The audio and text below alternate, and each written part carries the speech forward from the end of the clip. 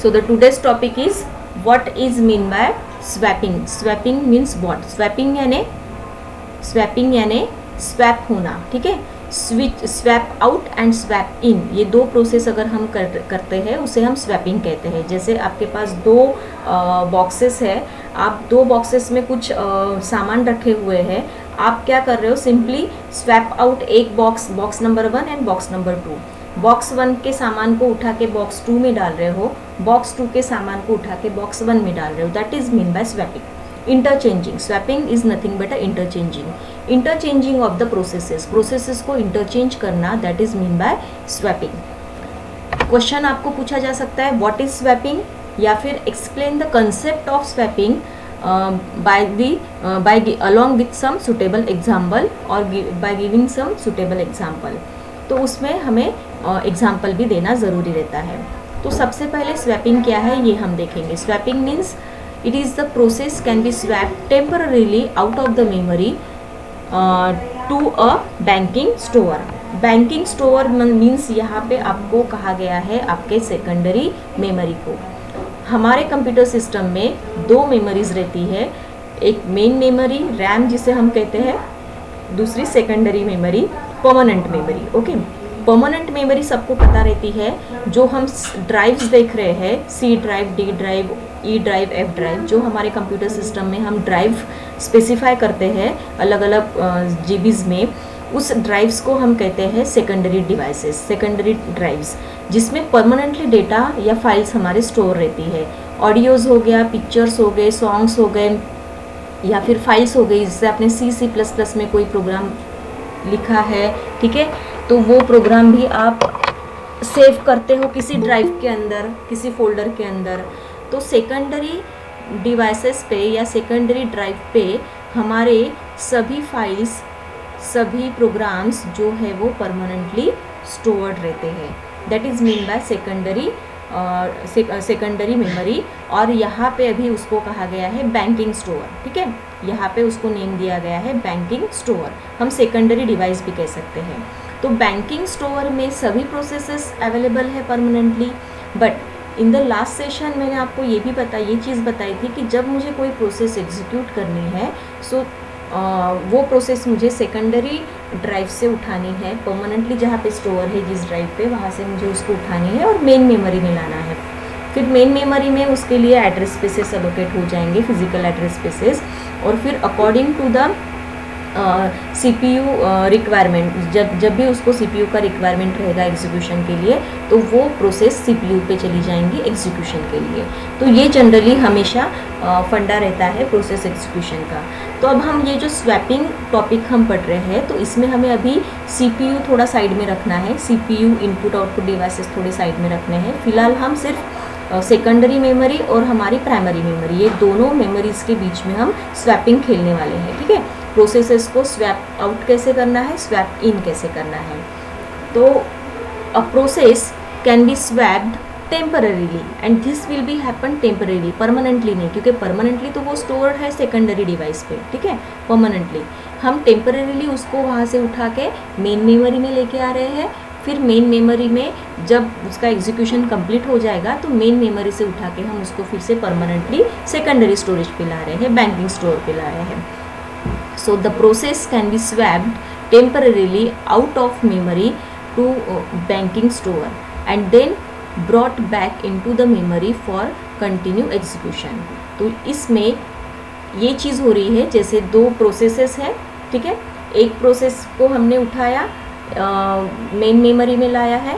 Main memory में आने के बाद उसको जो भी रिक्वायरमेंट्स थे रिसोर्सेज के, CPU का रिक्वायरमेंट था तो उसको CPU मिल गया, इनपुट आउटपुट डिवाइसेस का रिक्वायरमेंट था तो इनपुट आउटपुट डिवाइस मिल गया, तो उसका एग्जीक्यूशन स्टार्ट हो गया. ओके, अब वो मेन मेमोरी में है, CPU एलोकेट हो गया है, but within a second, within some millisecond और विदिन अ सेकंड वो रिक्वेस्ट भेजता है इनपुट आउटपुट डिवाइसेस के लिए.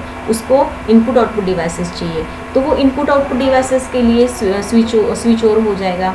बट उस वहाँ पे तभी हमें क्या करना है, उसको थोड़ी देर के लिए इनपुट आउटपुट डिवाइसेस अगर नहीं मिल पा रहे हैं, तो वो हम प्रोसेस तो हम हमारी मेन मेमोरी में ऑक्यूपाई करके है एड्रेस स्पेस को, तो हम अननेसेसरीली उसको हम वहाँ पे मेन मेमोरी में नहीं रखेंगे, हम उसको स्वैप आउट कर देंगे मेन मेमोरी से फिर से बैंकिंग स्टोर में, और जब उसको इनपुट आउटपुट मिल जाएंगे तो फिर से हम उसको स्वैप इन कर लेंगे मेन मेमोरी में। So this is the procedure swap out and swap in, and this is called as swapping, उसे हम स्वैपिंग कहते हैं।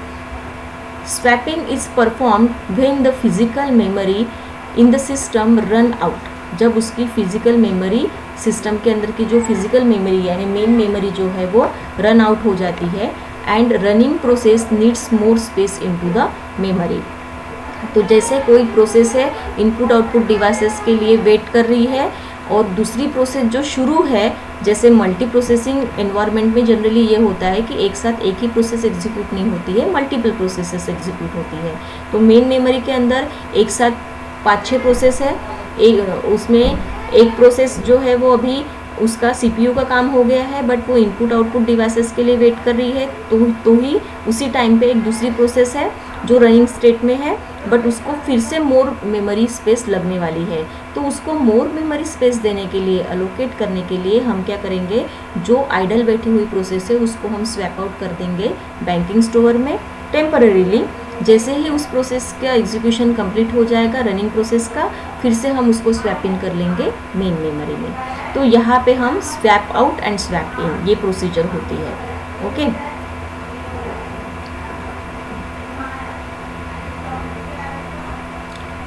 जैसे कल भी मैंने आपको डायग्रामेटिकली बताया था, फिर से बताती हूँ। जैसे ये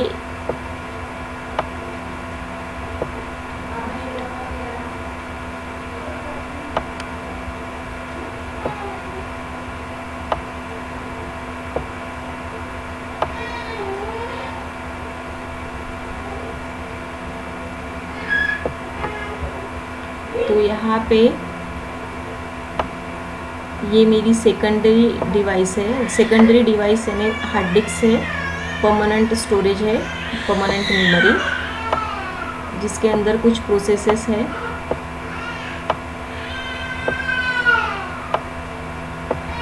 और यहाँ पे लेफ्ट साइड में आपको मेन मेमोरी दिख रही है। मेन मेमोरी में भी प्रोसेसेस आए हुए हैं फॉर एग्जीक्यूशन के लिए। पहले तो मेन मेमोरी का जो कुछ पार्ट है वो ओएस को दिया गया है। ओके, ओएस को हमने ओएस के थ्रू ऑक्यूपाई हुआ है। अब यहाँ पे कुछ प्रोसेसेस आएंगे जिसको एग्जीक्यूशन हमें करना है। ओके, तो ये मेरी मेन मेमोरी यानी रैम है, रैंडम एक्सेस मेमोरी है मेरी। मेन मेमोरी है जिसमें फिजिकल एड्रेस स्पेसेस क्रिएट होते हैं, और ये सेकेंडरी मेमोरी है।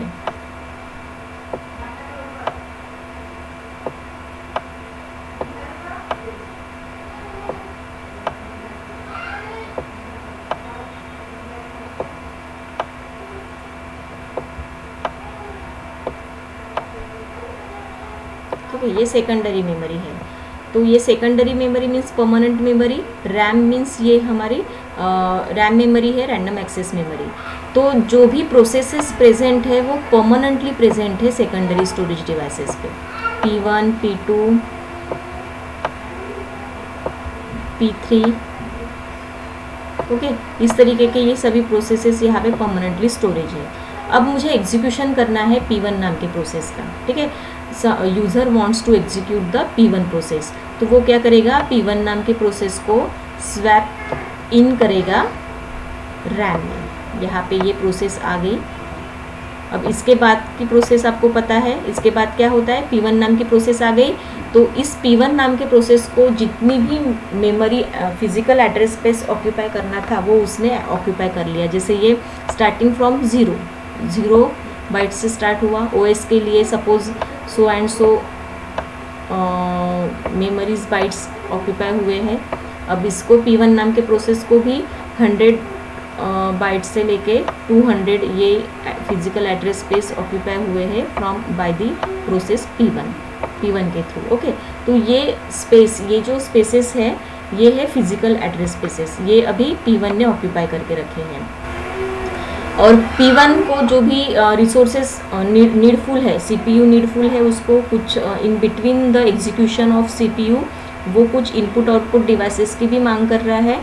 अब जब उसको CPU मिल जाता है तो वो CPU को चले जाएगा, एग्जीक्यूशन उसको CPU मिल जाएगा और इस CPU के लिए CPU उसको अलोकेट हो जाएगा, किसको, P1 को। ओके, P1 को अलोकेट हो गया CPU। जैसे ही वो CPU अलोकेट हो गया P1 को, हमने P3 नाम की प्रोसेस है उसको भी हमने स्वैप इन कर लिया है हमारे रैम के अंदर, P3 नाम की प्रोसेस को। Okay, but P3 wants much of the physical address space. उसको रन करने के लिए फिजिकल एड्रेस स्पेस बहुत ही ज़्यादा चाहिए, जितना मेरे रैम के अंदर नहीं है। हो सकता है मेरी रैम बहुत ही कम मेमोरी स्पेस ऑक्यूपाई कर रही है, और यहाँ पे उसने ऑलरेडी P1 को ऑक्यूपाई करके दिया है कुछ पार्ट, और OS को भी ऑक्यूपाई करके दिया है फिजिकल एड्रेस स्पेस। अब P3 को रन करने के लिए ज़्यादा स्पेस चाहिए रन करने के लिए। अब ये P1 नाम की प्रोसेस रनिंग स्टेट में है CPU के through. In between the running process ये इनपुट आउटपुट डिवाइसेस की मांग कर रहा है। इनपुट आउटपुट डिवाइसेस कुछ भी हो सकते हैं, ठीक है, प्रिंटर हो सकता है, स्कैनर हो सकता है, कुछ भी हो सकता है। तो इनपुट आउटपुट डिवाइसेस के लिए वो मांग कर रहा है, उसको इनपुट आउटपुट डिवाइसेस की नीड है, इस रिसोर्सेज की नीड है। तो and these resources are currently not available, so P1 process going to the waiting stage, वो वेटिंग स्टेज में चली जाएंगी।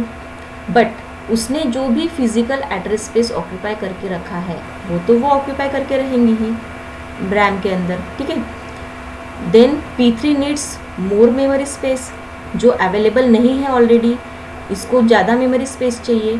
तो हम यहाँ पे स्वैपिंग करते हैं। तो हम क्या करेंगे, P1 को स्वैप आउट कर देंगे उसके घर में जहाँ से वो आई थी, temporarily. This process is temporarily, temporary होती है, ताकि इसने जो भी फिजिकल एड्रेस स्पेस ऑक्यूपाई करके रखे हुए थे वो किसे मिल जाएंगे, P3 को। दिस इज़ द फंडा बिहाइंड द स्वैपिंग, ठीक है। स्वैपिंग हम क्यों कर रहे हैं, ताकि P3 को जो भी रिक्वायरमेंट थी, ज़्यादा मेमोरी स्पेस की रिक्वायरमेंट थी, जो फुलफिल नहीं हो पा रही है at present because of the RAM size is small.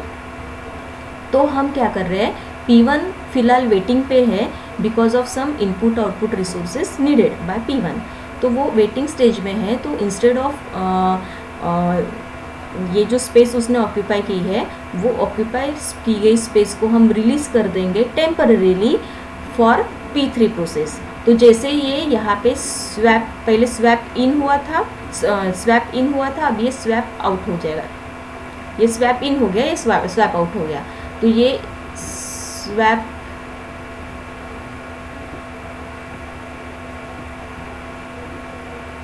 थोड़ी दिक्कत जा रही है लिखने को, इसको हम कहते हैं स्वैप आउट। ये जो पहली प्रोसीजर थी स्वैप आउट, यानी सेकेंडरी स्टोरेज से मेन मेमोरी में आना, स्वैप आउट। और ये सेकंड जो प्रोसेस है मेन मेमोरी से सेकेंडरी मेमोरी में, इसको हम कहते हैं इन, स्वैप इन। सिर्फ मैं इन लिख रही हूँ,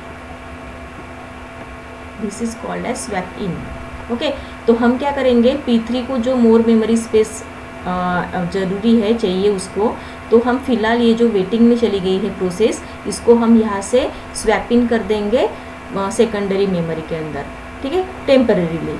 जैसे ही वो यहाँ से टेम्पररीली स्वैप इन हो जाती है, तो हम क्या, ये इसकी जो भी मेमोरी स्पेस इसने जितनी भी ऑक्यूपाई करके रखी थी वो मिल जाएंगी P3 को फॉर एग्जीक्यूशन, और P3 का एग्जीक्यूशन स्टार्ट हो जाएगा। ओके, और जैसे ही P3 का एग्जीक्यूशन कंप्लीट हो जाता है, फिर से हम P1 प्रोसेस को स्वैप आउट कर देंगे रैम में, ठीक है। तो ये फंडा रहता है स्वैपिंग में। तो this is called as swapping.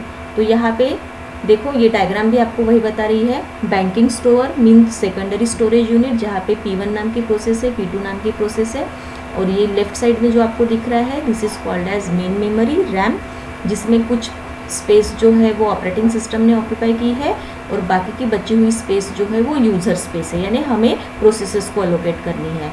तो first is the swap out. ये जैसे ही इसको, ये जैसे मैंने अभी आपको बताया थोड़ी देर पहले कि P1 नाम की प्रोसेस का CPU का एग्जीक्यूशन हुआ है, बट इनपुट आउटपुट डिवाइसेस के लिए वो वेटिंग में है। तो जैसे ही वो वेटिंग में जाती है, तो P2 नाम के प्रोसेस को ज़्यादा मेमोरी स्पेस चाहिए, तो हम उसको क्या कर देंगे, स्वैप आउट कर देंगे सेकेंडरी स्टोरेज पे, और P2 नाम के प्रोसेस को स्वैप इन कर देंगे यूज़र स्पेस में, ताकि उसका एग्जीक्यूशन कंटिन्यू हो सके। So this is called as swapping. Swapping is performed when the physical memory in the system run out and running process needs more space into the memory. ठीक है, running process को ज़्यादा space की ज़रूरत है और हमारी जो मेन मेमोरी है उसमें उतनी स्पेस अवेलेबल नहीं है, तो हम टेम्पररीली कुछ प्रोसेस का स्वैप आउट करते हैं, स्वैप आउट कर देते हैं। उसके बाद थोड़ी देर के बाद जैसे ख़त्म हो जाता है एग्जीक्यूशन तो स्वैप इन कर देते हैं। So swapping is the procedure represented by the figure. तो ये यहाँ पे एक फिगर दी है जिसके थ्रू आपको समझ में आएगा।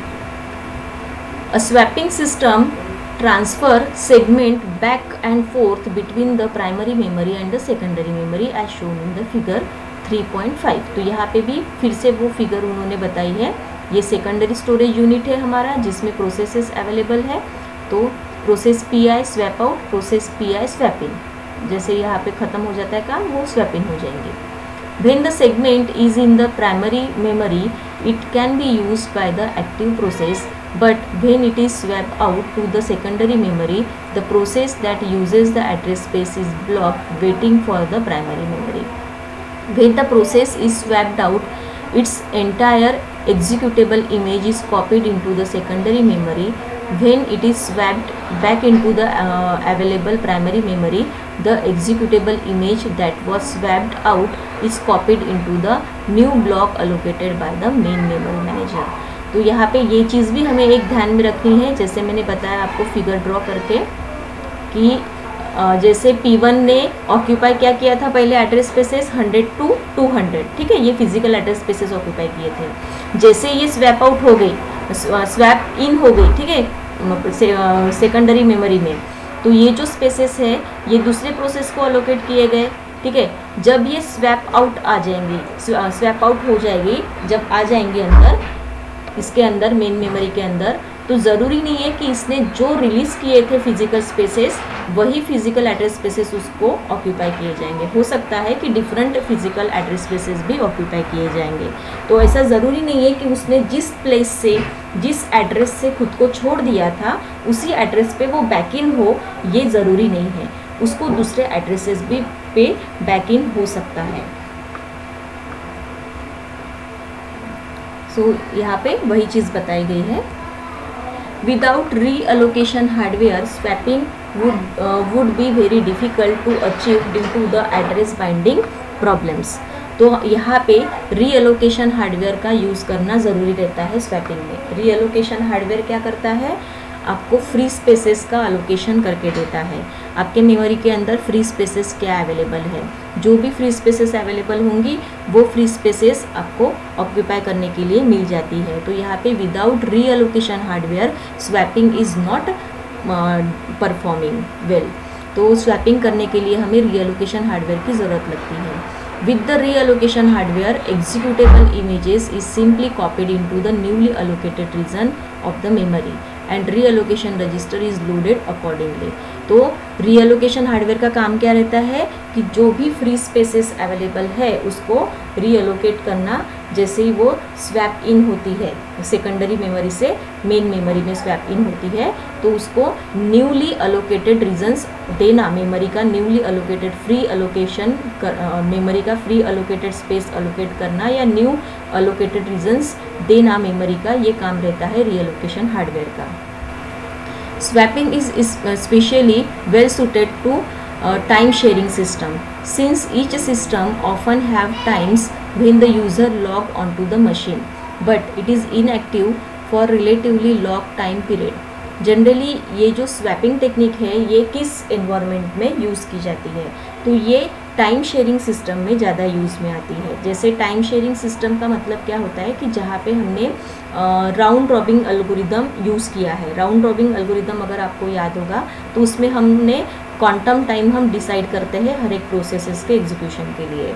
तो such type of technique basically used in the time sharing system, जहाँ पे कोई यूज़र लॉग इन या लॉग आउट करता है depending on the time decided for that user. तो उस यूज़र के लिए कितना टाइम डिसाइड किया गया है उस हिसाब से वो लॉग इन लॉग आउट करता है। जैसे हम ऑनलाइन एग्ज़ाम्स देते हैं तो हमारा ऑनलाइन एग्ज़ाम के लिए हमारा टाइम डिसाइड रहता है, 15 मिनट के एग्ज़ाम है या 1 घंटे की एग्ज़ाम है या 2 घंटे की एग्ज़ाम है। तो सपोज़ दैट 1 घंटे की एग्ज़ाम है तो 60 minutes is your login time, आपका लॉगिन टाइम क्या है 60 मिनट्स। आप जब भी आप लॉगिन हो गए उस एप्लीकेशन के साथ आपका टाइम स्टार्ट हो जाएगा। जैसे ही 60 मिनट्स ख़त्म हो जाते हैं आप ऑटोमेटिकली लॉग आउट हो जाओगे। That is called as time sharing system. तो टाइम शेयरिंग सिस्टम में स्वैपिंग जनरली यूज़ किया जाता है। The key observation about the swapping system is that if the process is not going to the CPU for relatively long time, it should release its resource, its allocated primary memory. This allow the other processes to use the memory and the CPU. तो generally इसका meaning क्या है? इसका meaning ये है कि अगर आप कुछ काम नहीं कर रहे हो, आप आइडल बैठे हुए हो, तो अननेसेसरीली आपको वो स्पेस जो आपने ऑक्यूपाई करके रखी है वो किसी दूसरे प्रोसेस को अलोकेट की जाए, और जब भी वो प्रोसेस ख़त्म हो जाती है तो फिर से आपको वो दी जाती है। तो ये एक फंडा रहता है स्वैपिंग के बिहाइंड। फॉर एग्ज़ाम्पल वही राउंड रॉबिन एल्गोरिथम का हमें एग्जांपल लेना है कि assuming that you are in the multi programming environment, आप मल्टी प्रोग्रामिंग एनवायरनमेंट में वर्क कर रहे हो with the round robin CPU scheduling algorithm. When the quantum expires, जो क्वांटम टाइम हम डिसाइड करते हैं वो अगर एक्सपायर हो जाता है तो memory manager will start to swap out the process that just finish. तो मेमोरी मैनेजर का काम क्या रहता है, जैसे P1, P2, P3 तीन प्रोसेसेस हो रहे हैं रन। P1 को 5 सेकंड लगने वाला है, P2 को 10 सेकंड लगने वाला है और P3 को 15 सेकंड लगने वाला है। टाइम क्वांटम हमने डिसाइड किया है 5 सेकंड का, ठीक है।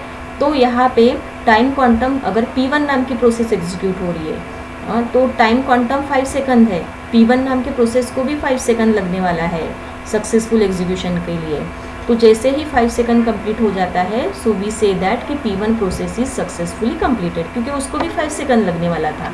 But when the P2 process is executed and P2 process needs 10 second and our time quantum is 5 second, तो जैसे ही उसके 5 सेकंड फिनिश हो जाते हैं वो P2 नाम के प्रोसेस को सस्पेंडेड कर देंगी, ब्लॉक कर देंगी और उसका टाइम थर्ड प्रोसेस को स्वैप इन करेंगी एग्जीक्यूशन के लिए P3 नाम के प्रोसेस को। तो ये साइकिल चलती रहती है जब तक कि ये टाइम क्वांटम वहाँ पे लगा हुआ है। सो this is the best example of swapping. तो वो हम कह सकते हैं स्वैपिंग का बेस्ट एग्जाम्पल है। तो वो जैसे उसको सस्पेंडेड करती है या निकाल देती है तो वो कहाँ पे डालेंगी, उसको मेन मेमोरी से उठा के सेकेंडरी मेमोरी में डाल देंगी टेम्पररी के लिए, ठीक है, टेम्पररी बेसिस पे। When the time expire, the memory manager will start to swap out the process that just finished and swap in another piece of the memory space that has been freed. In the meantime, CPU scheduler will allocate the time slice to the some other process in memory. When each process finishes its time quantum, it will be swapped back with the another process. Ideally, memory manager can swap the process that enough so that there is always at least one process in the memory ready to execute. When the CPU scheduler wants to reschedule the CPU, the quantum must also be significantly large that reasonable amount of computing is done between the swaps. तो overall यहाँ पे यही बताया गया है कि reason क्या है उसका कि प्रोसेस का टाइम क्वांटम ख़त्म हो जाता है, फिनिश हो जाता है, तो उस प्रोसेस को स्वैप आउट किया जाता है मेन मेमोरी से सेकेंडरी मेमोरी में, और वो जो भी सेकंड टाइम क्वांटम रहेगा वो दूसरे प्रोसेस के लिए अलोकेट किया जाएगा। जैसे ही वो प्रोसेस फिनिश हो जाती है, अगर वो सक्सेसफुली फिनिश हो जाएंगी देन इट इज़ ओके, अगर नहीं तो फिर से उसको स्वैप आउट किया जाएगा मेन मेमोरी से सेकेंडरी मेमोरी में। तो ये जो फंडा है वो चलते रहता है, ये साइकिल पूरी चलती रहती है, और जो भी पहले स्वैप आउट हो चुकी हुई प्रोसेस होंगी वो रेडी क्यू स्टेट में रेडी की जाती है for the next remaining execution. तो ये यहाँ पे स्वैपिंग कंसेप्ट लगा रहता है टाइम क्वांटम में या राउंड रॉबिन शेड्यूलिंग एल्गोरिथम जहाँ पे यूज़ किया गया है वहाँ पे।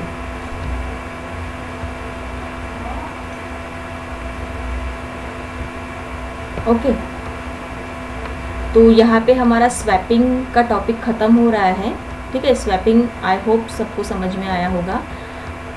नेक्स्ट टॉपिक है हमारा डायनामिक लोडिंग। उसमें dynamic loading and dynamic linking, तो ये हम मंडे को पढ़ने वाले हैं।